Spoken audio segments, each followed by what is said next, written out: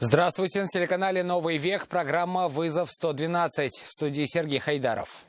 И сегодня мы расскажем, как водитель иномарки врезался в пассажирский автобус и скрылся с места происшествия. Остановился на остановке.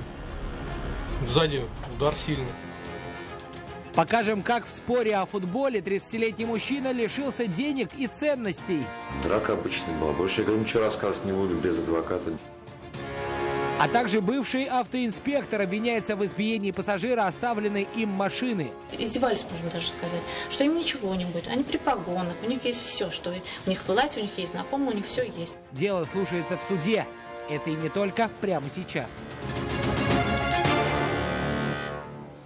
Лада Калина снесла Nissan Note на пересечении улиц Восстания и Восход. Иномарка стояла на перекрестке в ожидании разрешающего сигнала светофора, тогда как отечественная машина ехала сзади. От удара Nissan отбросила на несколько метров вперед. Задать интересующие вопросы предполагаемому виновнику аварии автоледи не успела. Автомобилист после столкновения бросил свою машину и скрылся в неизвестном направлении. Что было дальше, расскажет Илья Хайрудинова. Скорее всего, пьяный, а что раз убежал? Трезвый был бы на месте, был сидел. Эти слова относятся к водителю «Лада Калина», который сразу после аварии бросил свою машину и скрылся в неизвестном направлении. До этого автомобилист на приличной скорости въехал в Nissan Note, стоящий на перекрестке в ожидании разрешающего сигнала светофора. В результате удара легковушку откинуло на несколько метров вперед. Автоледи, сидевшая за рулем иномарки, даже не успела увидеть предполагаемого виновника происшествия. Пьяный, не пьяный, как бы.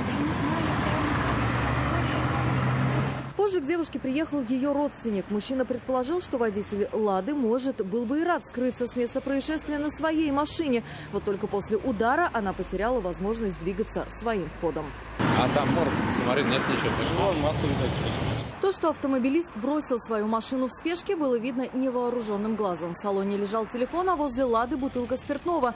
Теперь инспекторам предстоит установить водителя и определить степень его ответственности. Алия Хайрудинова, Айрат Назипов, Константин Бушуев, «Вызов 112». Скрылся с места происшествия и водитель «Мазды», врезавшийся в пассажирский автобус в Челнах. НИФА затормозил на остановке ДК «Энергетик» в поселке ГЭС. В этот момент салон сотряс сильный удар. Единственное, что мог увидеть водитель общественного транспорта, как от торчавшей из бока автобуса иномарки убегают несколько человек. Подробности с места аварии в репортаже Айгуль Батрудиновой. «Мазда» двигалась в сторону Нового города, но, видимо, своей полосы для иномарки было недостаточно, и она влетела в автобус, когда он стоял на остановке. Остановился на остановке. Сзади удар сильный. Вышел, посмотрел, машина легковая сзади вот ударилась.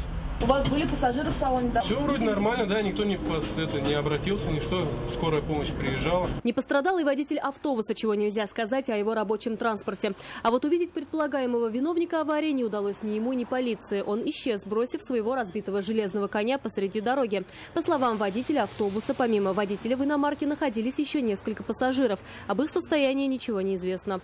Водитель автомобиля МАЗДА-6 с места происшествия скрылся. За оставление места дорожно-транспортного происшествия водителю грозит лишение права управления транспортным средством от года до 1,5 лет, либо административный арест до 15 суток. В настоящее время подробности происшествия устанавливаются. Ведется поиск водителя иномарки. Айгуль Батрудинова, Виктория Евсеева, Ильнар Мустафин и Дмитрий Кравченко. «Вызов 112». Сегодня на улице Даурская по принципу домино столкнулись 3 автомобиля. 2 из них остановились, чтобы пропустить пешеходов. 3-й затормозил об них. Удар был такой силы, что одному из участников аварии понадобилась госпитализация. Автомобилю виновного в аварии эвакуатор. Детали этого столкновения расскажет Айрат Назипов. Не имею отношения к этому. Вы не водитель, да? Увезли на скорость. С подозрением на сотрясение головного мозга автоледи, управляющей Nissan X-Trail, увезли в больницу, прибывшие на место медики. Девушка ехала по Оренбургскому тракту. На перекрестке с Даурской поворачивала налево. Ехавший перед ней Черетига, уже совершив поворот, остановился перед пешеходным переходом пропустить людей. Автоледи встала за ним и почувствовала сильный удар сзади. Водитель Kia Soul отвлекся от дороги и не успел остановиться. Она уже после стрелки, как уже отморгала свое, она на скорости полной. Nissan от удара отбросила на китайскую иномарку. К счастью, она не задела пешеходов, а сам водитель Kia не стал комментировать произошедшее. Не расскажешь, как произошло-то? Нет. Двигался он на запрещающий сигнал светофора или нет, определят автоинспекторы. Но за несоблюдение безопасной дистанции отвечать мужчине все равно придется. Айрат Назипов, Ильнар Гинатуллин, Константин Бушуев. «Вызов 112». Превысил должностные обязанности. Сегодня в Кировском районном суде Казани рассматривали уголовное дело в отношении бывшего сотрудника автоинспекции, обвиняемого в даче ложных показаний и превышении должностных полномочий. Согласно уголовному делу, находящийся при исполнении служебных обязанностей сотрудник ДПС избил пассажира оставленного автомобиля, причинив его здоровью тяжкий вред. Однако подсудимый уверяет, что причины для этого были. Ленар Гинатуллин выслушал обе стороны.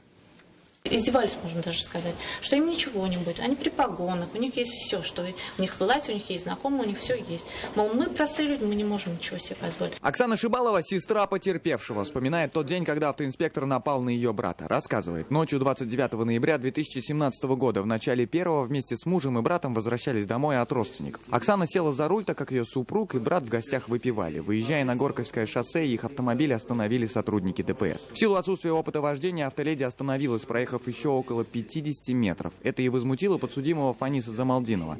Подойдя к автомобилю, он начал повышать голос на девушку, а брат решил заступиться. Братишка начал объяснять ситуацию и просто подошел к этим сотрудникам, говорит, мол, как это так, говорит, зачем он на нее кричит? Она первый раз за рулем. Сначала сотрудники прибежали, потом машина подъехала сразу. Вот. Они его прижали к задней двери с левой рукой.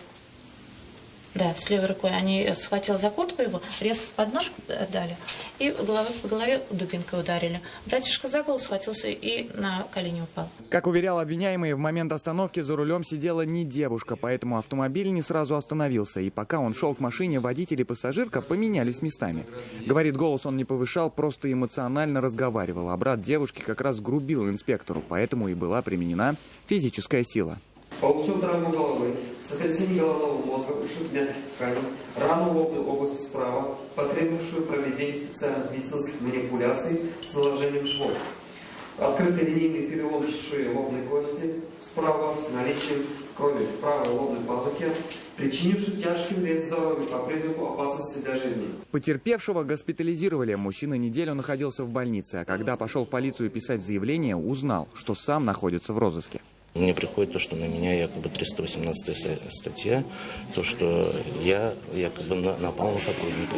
Нашли каких-то подставных свидетелей, якобы они это все видели. Но вскоре уголовное дело, возбужденное на брата Оксаны, закрыли. Не сходились показания свидетелей. Открыли другое в отношении автоинспектора. Теперь уже суд определит, был ли состав преступления в действиях Фаниса Замалдинова или поступал он правомерно. Его обвиняют в даче ложных показаний и превышении должностных полномочий с применением насилия. Закон предусматривает за это до 10 лет лишения свободы. Впрочем, сам пострадавший не хочет рушить жизнь бывшему автоинспектору и лишать его свободы. Мужчина просто желает, чтобы в такую ситуацию больше никто не попадал.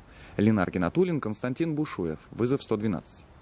Разногласия футбольных фанатов стали причиной драки и кражи драгоценностей у одного из участников конфликта. У 30-летнего мужчины ночью открыто похитили часы, деньги, цепочку и банковскую карточку. Общий причиненный ущерб составил более 8 тысяч рублей. Подозреваемых задержали почти сразу. Признают ли они свою вину и что им грозит за совершенное, знает Нафиса Минязова.